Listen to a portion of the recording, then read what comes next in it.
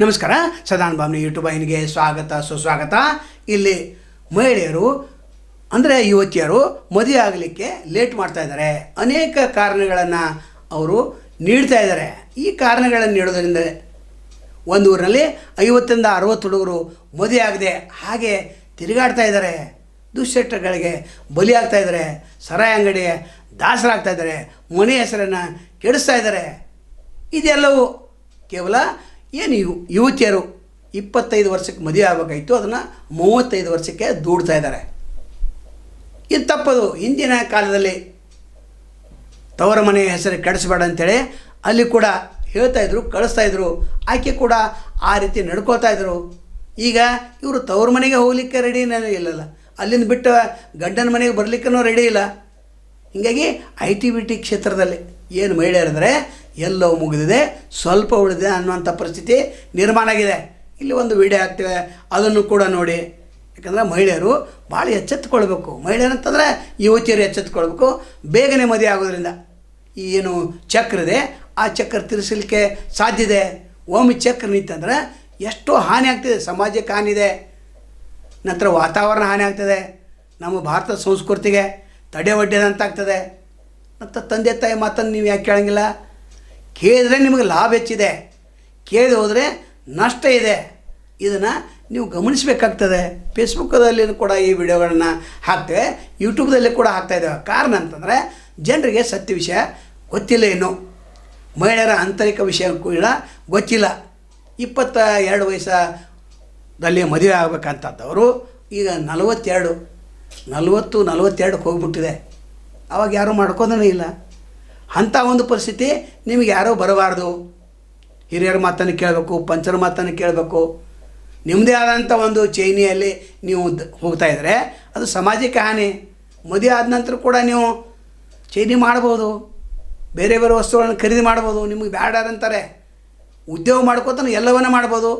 ಅದರ ಟೈಮಿಗೆ ನೀವು ಬೆಲೆ ಕೊಡಲಿಲ್ಲ ಅಂದರೆ ಟೈಮ್ ನಿಮ್ಮನ್ನು ಯಾವ ರೀತಿ ತಳ್ಳುತ್ತೈತೆ ಅದನ್ನು ಕಾದು ನೋಡ್ರಿ. ಈ ವಿಡಿಯೋಗಳನ್ನು ನೋಡಿ. ನಾಳೆ ಬರ್ತೀನಿ ತಮ್ಮನ್ನು ಬೇಡಕ್ತೇವೆ. ಅಲ್ಲಿವರೆಗೆ ಎಲ್ಲಿ ಶುಭಾಗಲಿ. ನಮಸ್ಕಾರ. ಅದಿ ನಿಂಗೋಸ್ಕರ ಸಂಬಂಧ ಬಂದಿದೆ ಕಣೆ. ಮಮ್ಮ, ನನಗೆ ಇನ್ನೂ 22 ಇಯರ್ಸ್. ಇಷ್ಟು ಬೇಗ ನಾನು ಮದುವೆ ಆಗಲ್ಲ. ಅದಿ ಒಳ್ಳೆ ಹುಡುಗ ಬಂದಿದ್ದಾನೆ ಕಣೆ. ಮನೆ ಕಡೆ ಎಲ್ಲ ತುಂಬಾ ಚೆನ್ನಾಗಿದೆ. ಈಗ್ಲಾದ್ರೂ ಹಾಗೆ. ಮಮ್ಮ, ನಂಗೆ ಇನ್ನೂ ತುಂಬಾ ಡ್ರೀಮ್ಸ್ ಇದೆ ಮಮ್ಮ. ಇನ್ನೂ ದೇಶ ಸುತ್ತಬೇಕಂತ ಆಸೆ ಇದೆ. ಇಷ್ಟು ಬೇಗ ಮದುವೆ ಬೇಡ ನನಗೆ. ಅದಿ ಗೌರ್ಮೆಂಟ್ ಜಾಬ್ ಇರೋ ಒಳ್ಳೆ ಹುಡುಗ ಬಂದಿದ್ದಾನೆ ಕಣೆ. ಈಗ್ಲಾದ್ರೂ ಮದುವೆ ಆಗಿ. ಮಮ್ಮ, ನಾನು ಚೆನ್ನಾಗಿ ಓದಿದ್ದೀನಿ, ನನಗೂ ಗವರ್ಮೆಂಟ್ ಜಾಬ್ ಸಿಗುತ್ತೆ. ಈಗ ಮದುವೆ ಆಗಕ್ಕಾಗಲ್ಲ ನಾನು. ಹೋಗಿ. ಅದಿ ಈಗ್ಲಾದ್ರೂ ಮದುವೆ ಆಗಿ. ಸರಿ ಯೋಚನೆ ಮಾಡೋಣ ಇರಿ. ಮಮ್ಮ, ಯಾವುದಾದ್ರೂ ಸಂಬಂಧ ಬಂತಾ? ಮಮ್ಮ, ಆಂಟಿ ಒಂದು ಸಂಬಂಧ ನೋಡಿದ್ದೀನಿ ಅಂದ್ರಲ್ಲ, ಏನಂದ್ರು? ಬೇಡ ಅಂತ ಹೇಳಿದ್ರು. ಮಮ್ಮ, ಮೊನ್ನೆ ಬಂದು ನೋಡ್ಕೊಂಡು ಹೋಗಿದ್ರಲ್ಲ, ಅವ್ರು ಏನಂದ್ರು? ನೀ ಬ್ಯಾಡಂತೆ, ಯಾಕಂದ್ರೆ ಮುದುಕಿ ಆಗಿದ್ಯಾ, ಬೇಡ ಅಂದ್ರು. ಊರ ಮಂದಿ ಕಳಸಾಕ ಬಂದಾರ, ನಿನ್ನ ಗೆಳತ್ಯಾರೆಲ್ಲರೂ ಸೇರ್ಯಾರ. ಊರ ಮಂದಿ ಕಳಸಾಕ ಬಂದಾರ, ನಿನ್ನ ಗೆಳತ್ಯಾರೆಲ್ಲರೂ ಸೇರ್ಯಾರ. ಹೋಗಿ ಬಾಬಾಲೆ ಅಂತಾರ, ಹೋಗಿ ಬಾಬಾಲೆ ಅಂತಾರ. ತಂದೆ ತಾಯಿ ಬಿಕ್ಕಿ ಬಿಕ್ಕಿ ಅಳತಾರ. ಮರಿಬ್ಯಾಡ ತಂಗಿ ನಿನ್ನ ತವರೂರ, ಹೋಗುವಾಗ ಹಾಕಬೇಡ ಕಣ್ಣೀರ.